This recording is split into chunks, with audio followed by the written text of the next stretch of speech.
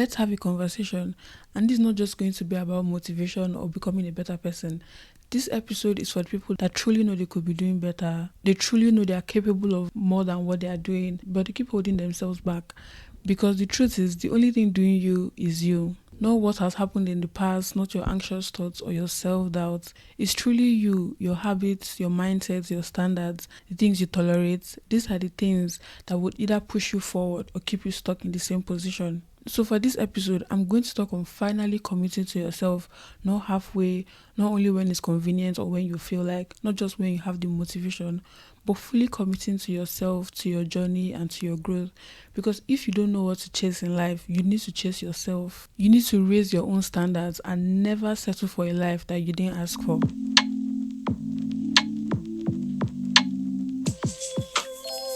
Hi everyone, welcome and welcome back to Inspired Up Podcast, and it's me, your host, Princess. So for this episode, like I said in the intro, it's all going to be about how you could be the problem, because it's high time we stop looking at external sources to say this is the reason why I'm not this or this is the reason why I'm not this. Because let's be honest with ourselves, you really have little control over where you live, where you're from, your background, the kind of family you were born into. So if you keep focusing on things that we don't have control over, how are we going to move forward in life? How are you going to do better, change your life when you keep focusing on the problem instead of focusing on how to get out of it? Because sometimes in our head we imagine, if only I was from here, or if only I had a different background, things would have been different. Okay, maybe that's true, but how is that conversation moving the needle forward? How is that conversation helping anybody? If anything, that kind of conversation is reinforcing how limited you are and is reinforcing in yourself you're going to remain in the same position because things are not different.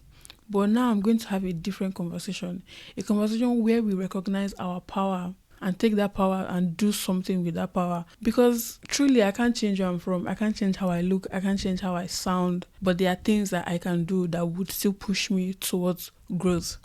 The first thing I want to talk about is to stop tolerating mediocrity. And I don't even mean stop tolerating it from other people. Stop tolerating mediocrity from yourself. You have to choose how you show up in every single way. You have to choose the kind of people you identify yourself with or who you even identify as. All these things are within your power. So if you keep spending your time around toxic people or energy vampires, you're going to be super drained and you won't have enough time to spend with yourself.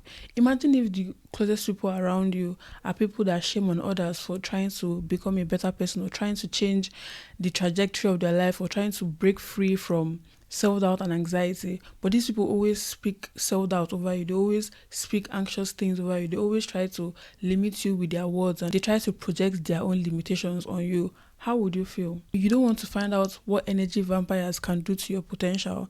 If you have friends who judge people a lot, you're going to feel judged. You're going to feel like they're also judging you. And that will hold you back from doing amazing things in life because you don't want to be judged. When you have friends around you, of course you respect them. You want them to love you. You want them to accept you. You want them to validate you.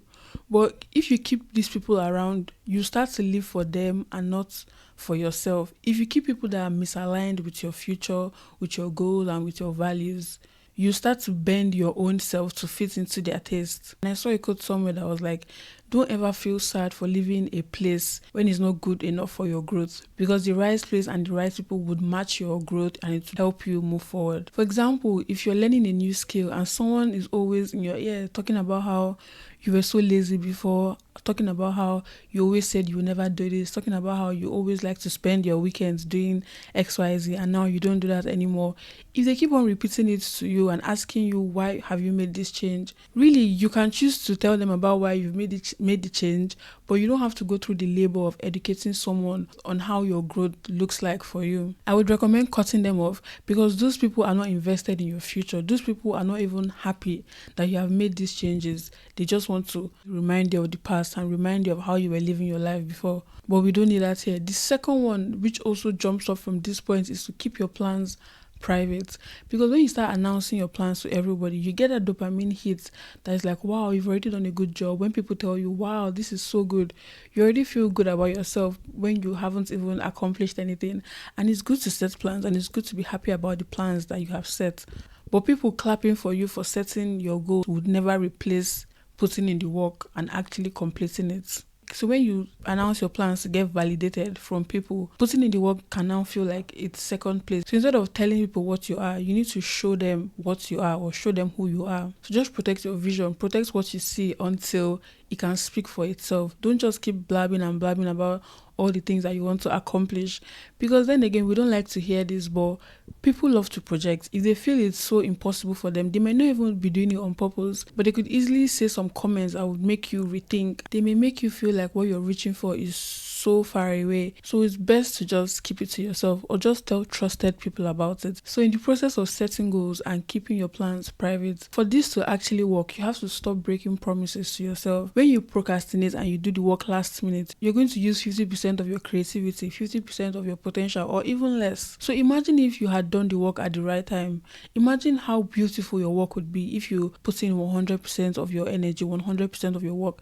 Because trust me, there are episodes that I have done that I'm not totally proud of because I procrastinated scripting all week and I didn't do enough research and I couldn't arrange my thoughts the best way possible. And if you keep doing that, if you keep procrastinating and procrastinating, very soon you're going to settle down to 50% of what you actually are. If you're so creative and you need to spend a week or 2 weeks to put out a creative painting, but you procrastinate, but you still need to put it out by the end of 2 weeks and then get it done in 3 days, going to do a better job if you took longer, if you put in your energy, because good things take time. We need to accept that putting in the work, being diligent, being committed, showing up every single day for something is better than just rushing it quick and okay, it's done. Sometimes it's done is better. Let's not just settle for it's done. Let's actually do good. It's done, but is this my best? Is done, but is this better than the last? Is done, but am I proud of what I did? These are the questions we should be asking ourselves. Because if you keep going with is done, you're not going to grow from the last things that you did. You're going to be in this same position. So every single day, fight mediocrity. I saw somewhere that we should always try to do and more every single day. If we studied for 2 hours yesterday, today we shouldn't say, okay, 2 hours is my goal now. No, 2 hours and more. Maybe you could add 10 minutes. Maybe you could add 20 minutes. With this, you're pushing back mediocrity. You're telling mediocrity in the face that I don't want to be you. Do not come close to me. And every promise you break chips away at your self-trust. I like to see things as a bank. If I break a promise from here, then I'm withdrawing from my self-confidence bank. I'm withdrawing from my self-trust bank. I have to pay for it one way or the other.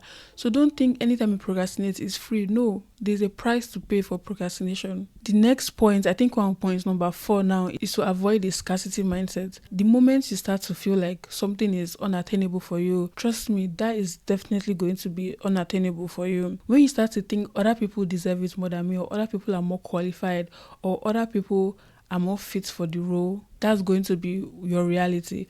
Don't limit your abilities on the basis of fear or lack, because a lot of us might have this scarcity mindset. We might always want to look at other people and say, well, they deserve it more than me. They are more hardworking. They are more this and they are more that. But you shouldn't be looking at that at all. If there's a requirement for something, you need to do your own homework and try to reach those requirements. You don't need to focus on other people and how other people are much better than you, or you don't need to say, wow, this is so huge. Who am I to deserve it? Who are you not to deserve it? If not you, then who? Why do you think that you're not good enough to get good things in life? Other people that have great things, other people that are living their dream lives, do they have 2 heads? No, they're also humans like you. So don't be all up in your head limiting how far you can go. Just put in the work, do your own part, and have an abundance mindset. And the Bible verse where it says, the earth is the Lord's and the fullness thereof, is a reminder that life isn't scarce, opportunities are not limited. We can take space. We deserve good things in life. We deserve to dream big and get what's meant for us. The next one is don't force friendships and don't accept friendships. Don't accept relationships that are not going to push you towards your growth. Don't accept relationships that keep you stuck. Don't accept relationships that keep you limited just because they're in your area, just because you see them every day, just because you're in close proximity with them. It doesn't mean that you have to be their friend. It's best to surround yourself with like-minded people. And if you don't have like-minded people, you can always watch things that improve your mindset, like this podcast. You can always seek out authentic relationships instead of settling for what you have. So value who you spend your time with. And this even leads to the next point. Value your time like it's currency, because time is the only thing that we can't get back.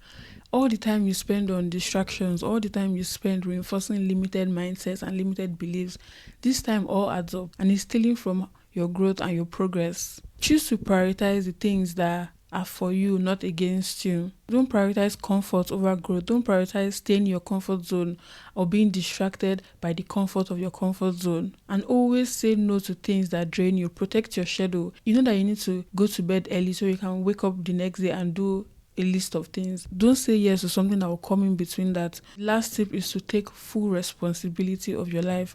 Some of us are so afraid to admit that we are responsible for our life.